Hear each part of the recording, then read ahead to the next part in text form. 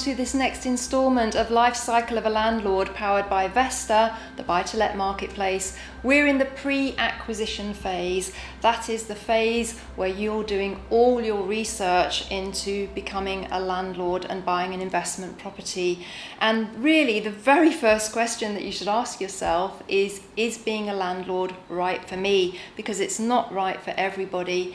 And the number one thing to understand is that when you start out as a landlord, you are starting a business. Make no mistake.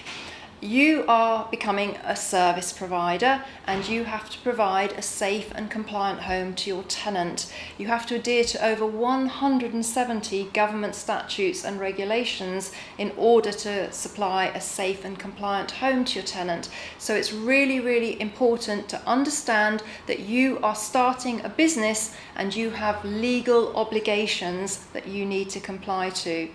Secondly, starting out with investment in buy-to-let means that you are taking on business risk. And the two biggest business risks are that the tenant may not pay the rent and/or that the tenant may damage your investment property. And if you don't feel comfortable with shouldering those risks, then maybe being a landlord isn't for you. Thirdly, I think it's important to understand that being a landlord is a people business. You'll be dealing with many different contractors, suppliers, and of course your tenants themselves. And it really does help if you enjoy interacting and working with people, because it's definitely very people-centric.